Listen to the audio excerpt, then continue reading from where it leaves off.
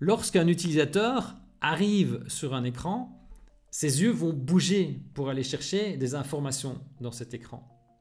Mais qu'est-ce qui peut bien se passer à l'intérieur du cerveau pendant que ses yeux regardent les différentes parties de votre écran? La majorité du temps, on pense qu'en fait, ces activités se passent à un endroit. Il y a une pensée. Et en fait, pas du tout. Il y a un festival d'activités cérébrales qui se produisent. Une manière de pouvoir bien comprendre comment fonctionne une pensée humaine est de prendre l'analogie d'une musique. Si on prend par exemple le Requiem de Mozart, lorsqu'on écoute cette musique ou n'importe quelle autre musique que vous préférez, vous avez l'impression d'avoir un son, un ensemble harmonieux qui évolue évidemment dans le temps, seconde après seconde, mais qui forme un tout. Or, quand on va regarder comment cette musique est construite, comment cette musique harmonieuse, unitaire est construite, en fait, on se rend compte très rapidement qu'en fait, il y a énormément de personnes derrière cela. Ici, c'est exactement la même musique, mais cette fois-ci, vous voyez le Philharmonique d'Amsterdam qui joue. Et qu'est-ce qu'on voit? On voit mais des dizaines d'instruments. Donc, on a beaucoup de violons, on a beaucoup d'instruments avant, on a des clavecins, on a des voix. En fait, le Philharmonique de Hollande est composé en fait de 130 musiciens et choristes. 130.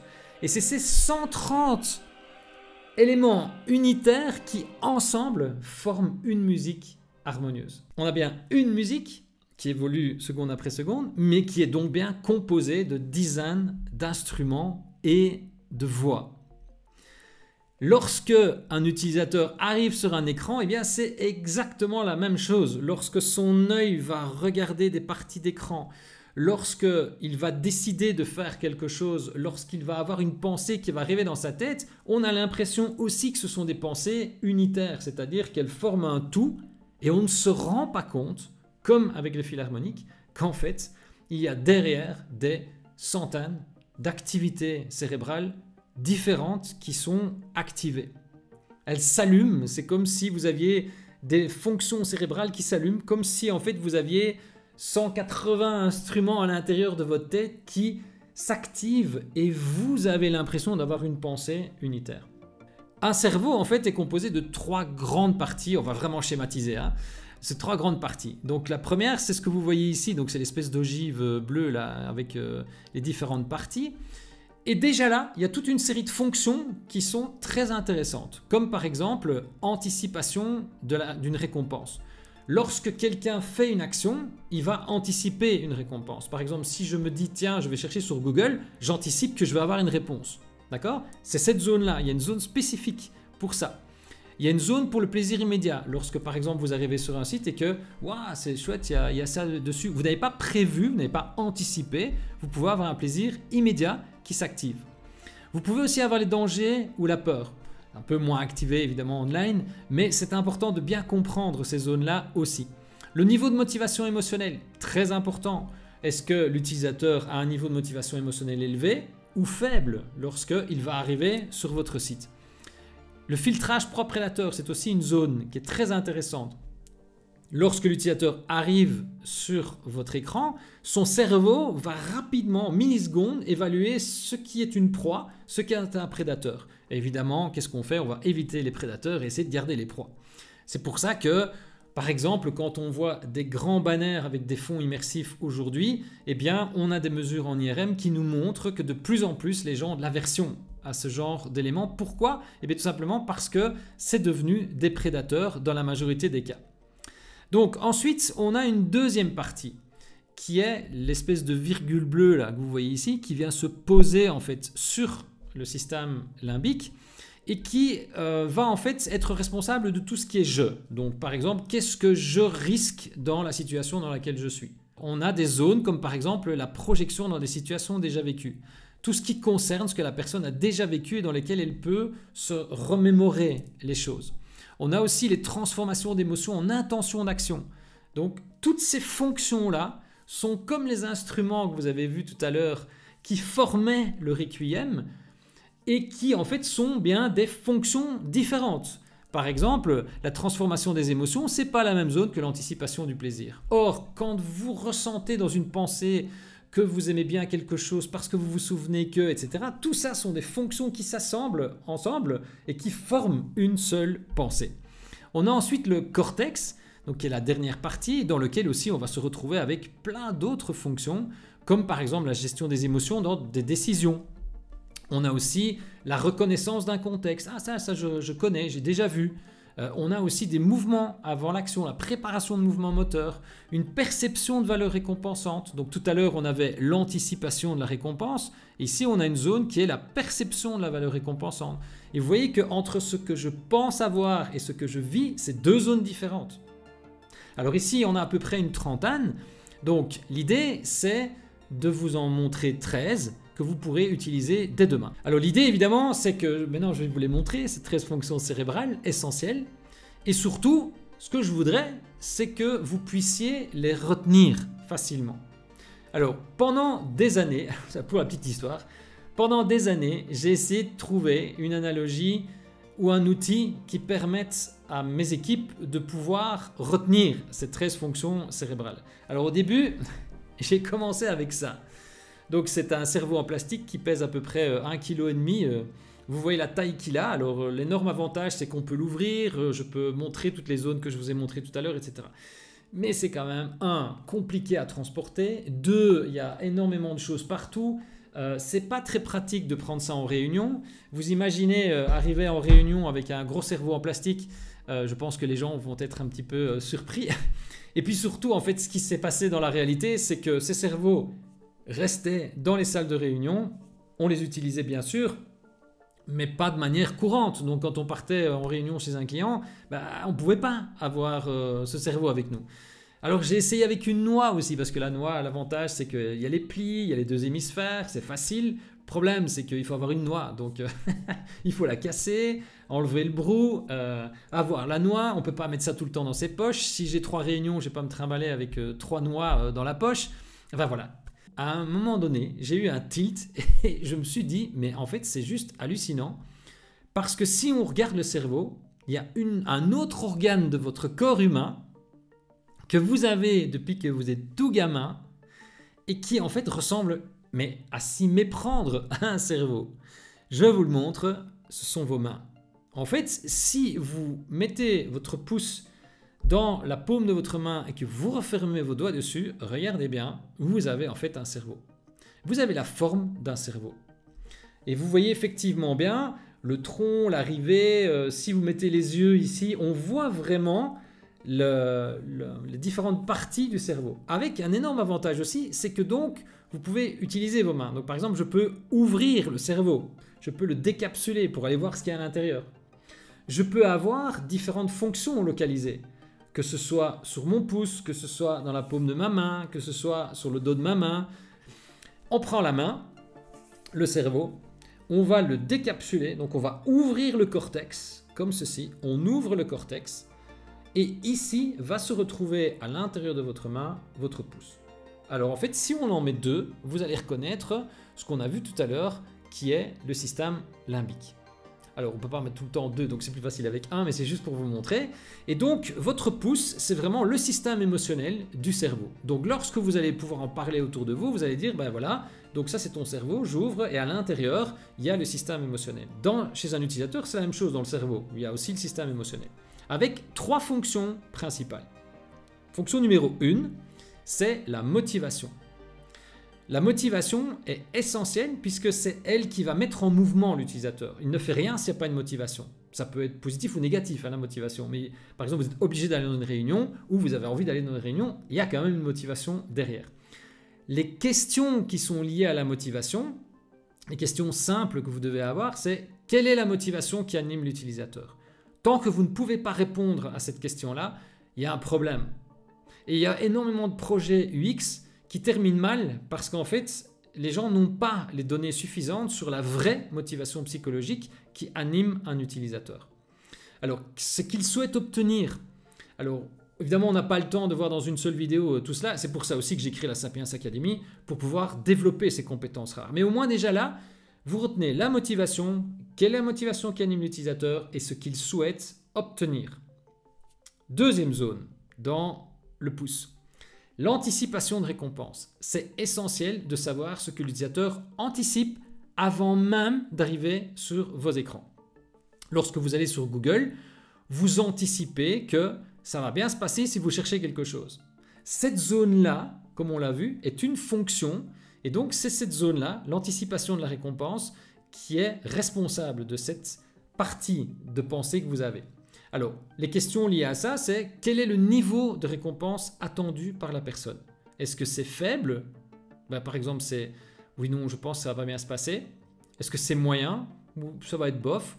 Ou est-ce que c'est élevé? Non, mais ça va vraiment être super. Là, on m'a parlé d'un restaurant qui est juste énorme. Je n'ai pas encore été, mais d'après ce qu'on m'en parle, ça va vraiment être génial. Alors, évidemment, vous comprenez vite que s'il y a une anticipation de récompense, il y a une autre zone qu'on verra tout à l'heure qui, elle, évalue ce que vous vivez vraiment. Et pourquoi est-ce que cette anticipation de récompense est essentielle? Parce que vous allez comparer ce que vous espérez avoir avec ce que vous avez. Un utilisateur, il va arriver avec une anticipation de récompense sur votre site. Toujours, comme avec une motivation. Il vaut mieux la comprendre en amont pour savoir où vous en êtes. Troisième zone, c'est le filtrage proie-prédateur. Le cerveau est une machine à éviter les prédateurs et à promouvoir les proies. Et donc, lorsqu'un utilisateur arrive sur un écran, ce système-là va pré-filtrer les informations avant même que l'utilisateur n'en ait conscience. Comment ça se passe? Regardez bien, je referme le cerveau, vous avez les yeux qui vont se mettre ici. Eh bien, à partir des yeux, les informations vont arriver dans le thalamus avant d'arriver dans le lobe ici à l'arrière, donc sur le dos de votre main, qui est la zone ici du lobe occipital, qui est le centre de la vision. Ça passe d'abord par là. Donc lorsque l'utilisateur arrive sur un écran, qu'est-ce qu'il va faire? En millisecondes, son cerveau va dire ça c'est une proie, ça c'est un prédateur, c'est un prédateur, c'est un prédateur. Qu'est-ce qui se passe s'il y a trop de prédateurs? Je ne suis pas à l'aise. Si je ne trouve pas ma proie, je vais quitter le site, etc. Donc vous comprenez pourquoi c'est essentiel d'aller chercher ce que l'utilisateur va avoir comme proie et prédateur dans son cerveau. Alors, qu'est-ce que le cerveau va considérer comme proie pour atteindre la récompense qu'il anticipe? D'accord? Et qu'est-ce qu'il considère comme prédateur à éviter pour éviter de ne pas atteindre la récompense qu'il anticipe? Vous voyez, toutes ces questions-là peuvent alimenter évidemment une UX Research, etc. Okay? Donc là, on a vu le pouce qui correspond au système émotionnel. Donc pour rappel, le cerveau est comme ceci. Je décapsule le cortex et je me retrouve avec le système émotionnel ici. On va passer maintenant à la deuxième partie, comme on l'a vu tout à l'heure avec l'espèce de virgule bleue qu'on appelle le gyrus singulaire. Donc j'enlève le système émotionnel et je me retrouve avec la paume de votre main.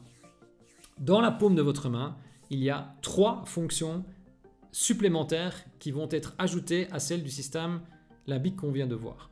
La première, c'est la projection dans des situations déjà vécues. L'utilisateur, lorsqu'il va effectuer une tâche, par exemple vous allez sur Google, votre cerveau a déjà stocké comment ça se passe sur Google. Vous pouvez presque vous souvenir de la dernière fois que vous avez cherché sur Google. Vous pouvez vous imaginer à quoi ressemble l'écran Google. Vous le savez, votre cerveau va le précharger. Donc toutes ces projections dans des situations déjà vécues sont essentielles. Et l'idée c'est, il faut que vous compreniez quels sont les souvenirs que les gens ont. Okay, alors on utilise ça en UX Research, mais on utilise ça aussi en test utilisateur, etc. Évidemment que ça va venir alimenter l'architecture de parcours, l'architecture d'écran, etc. Deuxième zone à l'intérieur de votre paume, c'est la prédiction. Alors la prédiction, c'est le cerveau est une machine à prédire. Une machine à prédire quoi? À prédire si je vais atteindre ma récompense ou pas. Donc ce qu'il fait, c'est qu'il cherche des indices autour de lui et à partir de ces indices, il va en fait assembler tous ces indices et se dire oui, je vais y arriver ou non, je ne vais pas y arriver. Et donc c'est un peu un Sherlock Holmes qui va regarder un peu partout et qui va assembler les choses, sauf que lui il ne prend pas des jours ou des heures pour faire son enquête, c'est en millisecondes. Donc lorsqu'il arrive à l'intérieur de l'écran, il va prendre des indices, les questions que vous devez poser, auxquelles vous devez avoir des réponses pour pouvoir adresser cette zone de prédiction, c'est quels sont les indices que le cerveau va essayer de trouver et qui seraient positifs pour obtenir la récompense. Tous les indices qui vont permettre d'obtenir la récompense. Et aussi les indices qui vont aller contre cela. Quels sont les indices avec lesquels l'utilisateur évaluerait que son expérience se passe mal? Troisième zone, c'est la perception des risques, doutes, les conflits, etc. Donc, lorsqu'une personne va arriver sur un écran et à un moment donné va hésiter entre deux menus de navigation, ne va pas comprendre un concept par rapport à un autre, va douter ou va se dire là je ne me sens pas à l'aise, c'est cette zone-ci, donc les conflits et les doutes qui vont s'activer. Donc maintenant on va passer à la troisième partie de la main UX qui est donc, si on reprend le cerveau, on l'ouvre, on a le système émotionnel, on a ici donc tout ce qui est lié à jeu, donc la paume de votre main. Maintenant on a le dos de la main, avec une particularité que vous voyez avec les deux couleurs qu'il y a là, le rouge et le bleu. Alors on va commencer par la partie basse. Donc première chose, si on regarde le cerveau comme ça, vous avez ici ce qu'on appelle le cervelet. Donc si je le remets comme ça, c'est ici, donc c'est votre poignet en fait, on peut dire ça comme ça. Et donc le cervelet est responsable de tout ce qui est automatisme. Tout ce qui est choses que vous avez l'habitude de faire, des routines, les habitudes, les compétences que vous avez acquises et qui sont pratiquement automatiques. Les questions qui sont liées à cette zone de savoir-faire et qui sont essentielles à comprendre quand on fait de l'UX, c'est quelles sont les habitudes des utilisateurs, quels sont leurs automatismes, quelles sont les compétences qu'ils ont acquis sur le domaine sur lequel je travaille et celles qu'ils ne connaissent pas, c'est tout aussi important. Parce que si, par exemple, prends l'exemple SNCF Connect, décide de changer un mécanisme dans lequel l'utilisateur a tellement l'habitude, c'est son cervelet qui traite l'information et qui dit je veux aller de Lyon à Paris le jeudi prochain, donc, et que sur toutes les interfaces qu'il rencontre, il y a à chaque fois de à le, et que d'un seul coup vous mettez plus qu'une seule zone, le savoir-faire ne sait plus fonctionner. Donc qu'est-ce qui va se passer? Eh bien le cerveau va se rabattre vers d'autres fonctions qui sont des fonctions de réflexion de haut niveau. On va les voir tout à l'heure. Alors, deuxième zone que l'on a sur le dos de la main, c'est la familiarité. La familiarité, par exemple, une icône que vous mettez dans votre écran et que l'utilisateur connaît parce qu'il est familier, nickel. Si vous mettez quelque chose de non familier, ça devient plus problématique. Les questions liées à la familiarité, c'est quels sont les éléments familiers à l'utilisateur et ceux aussi qui ne le sont pas. C'est tout aussi important. Alors, troisième fonction que l'on retrouve sur le dos de la main, c'est l'attention. Qu'est-ce qui va attirer l'attention de l'utilisateur? Ici, on est plus dans l'attention à quoi l'utilisateur va faire attention dans l'écran. Et bien sûr que tout ça est lié aux proies prédateurs, comme on voyait tout à l'heure, etc. Mais c'est essentiel aussi de savoir. La question, c'est qu'est-ce qui va attirer l'attention de l'utilisateur pour, par exemple, tel scénario. Si je cherche à aller de Lyon à Paris jeudi prochain, qu'est-ce qui va attirer mon attention à l'intérieur d'un écran? Dernière zone du dos avant de passer dans les zones bleues, c'est tout ce qui est lié à des contextes connus. Donc, est-ce que l'utilisateur connaît le contexte dans lequel il se retrouve? Alors là, on a vu donc le système limbique, on a vu le gyrus singulaire, donc la paume de votre main, on a vu la partie rouge du dos. Reste maintenant la partie bleue, dans lequel, et qui forme en fait les phalanges, donc si je reprends le cerveau fermé, ça ne concerne que cette partie-là. Et vous voyez bien qu'évidemment c'est très petit comparé à tout le reste. Et les phalanges du doigt vont comporter aussi trois zones. Donc la première, ça va vraiment être donc, tout ce qui est décision. Donc c'est là que les décisions se prennent, dans le cortex frontal. Donc on a en fait... La question, c'est sur base de quels critères le cerveau va prendre une décision. Par exemple, si vous vendez des cadeaux comme par exemple Nature et Découverte, quels sont les critères qui vont permettre à quelqu'un de prendre une décision? Et de ne pas utiliser une autre zone qu'on va voir tout de suite, qui est la partie raisonnement. Parce que si je n'arrive pas à trouver des éléments que je recherche, je vais utiliser en fait la deuxième zone des phalanges qui sont le raisonnement. Et évidemment qu'on va essayer d'utiliser le moins possible cette zone-là. Et donc l'idée c'est vraiment de savoir dans quelle situation les raisonnements vont être activés. Donc qu'est-ce qui se passe et pourquoi est-ce que des raisonnements devraient être activés? Regardez bien comme la main UX est magique. quand vous ouvrez, qu'est-ce qui se trouve, donc si les raisonnements sont là, qu'est-ce qui se trouve de ce côté-là, la gestion des risques, des doutes, les conflits, etc. Et vous voyez que tout ça est magnifiquement bien structuré, tout comme le philharmonique. On ne met pas un violon là, un violon là, un violon là, on les met ensemble. Pourquoi? Tout simplement parce qu'à un moment donné, il y a une harmonie qui va se créer avec tout ça. Et notre cerveau est juste magique. Et donc, moi, je trouve ça magnifique comme organe. Et ensuite, on a la dernière chose qui est la récompense effective, c'est-à-dire quel est le niveau de récompense effective que je ressens dans le moment. Et donc ça, ce sont plus des questions que l'on peut poser à des utilisateurs ou observer chez des utilisateurs. Si quelqu'un vous dit wow, « c'est vraiment génial », au moment où il vous dit ça, c'est parce que la récompense effective est fortement activée. Comparé à quoi? Comparé à la récompense anticipée. Ce qui est intéressant aussi, c'est que donc on a vu ces grandes parties, hein, donc le pouce, la paume et le dos de la main. Et vous avez vu qu'il y a des couleurs rouges, enfin une couleur rouge et puis une couleur bleue. Tout ce qui est rouge, ce sont des pensées non conscientes, des comportements spontanés et automatiques. Et évidemment que ces comportements spontanés et automatiques représentent 95% des activités cérébrales de quelqu'un et des comportements de la personne. Donc qu'est-ce que ça veut dire? Ça veut dire que si vous utilisez les 5% de pensée consciente pour demander à quelqu'un, un utilisateur, ce qu'il pense de votre service, etc., eh bien vous ratez en fait 95%. Dit autrement, quand vous faites une UX Research, c'est important de pouvoir aller chercher des informations pour alimenter ces différentes zones. On va le voir après comment justement on peut utiliser ça de manière très pratique. Donc par exemple, en observation de terrain, comment est-ce qu'on peut utiliser la main UX? Eh bien, vous prenez les 13 fonctions cérébrales que vous avez, avec les questions qui sont liées donc à la main UX, et donc vous pouvez, avant d'aller observer sur le terrain, vous pouvez mettre des hypothèses sur ces différentes fonctions, et au moment où vous êtes sur le terrain, vous pouvez récolter des données, mais quand vous allez les récolter, vous avez 13 boîtes pour les ranger. Par exemple, si vous voyez quelqu'un difficile à utiliser un objet, difficulté, c'est le cervelet, c'est-à-dire qu'il n'a pas les compétences pour pouvoir l'utiliser. En observation de terrain, comment nous on fonctionne, on fait d'abord en amont des hypothèses basées sur les 13 fonctions cérébrales et on va aller remplir ces cases. Par des photos, par regarder comment les gens font, etc. On va remplir les 13 cases, les 13 fonctions cérébrales et on va avoir une vue très claire de ce qui se passe, par exemple ici, dans le cadre d'une mission qu'on avait fait pour Nature et Découverte dans un magasin. Dans les interviews aussi. Les interviews classiques, comment ça se passe? Eh bien, on va demander aux utilisateurs, on va poser des questions aux utilisateurs et donc ils vont répondre. Mais répondre est donc une pensée verbalisée. Il y a déjà une grosse différence entre une pensée tout court et la verbalisation d'une partie de cette pensée. Donc, il y a des techniques qui permettent de pouvoir investiguer les 13 fonctions.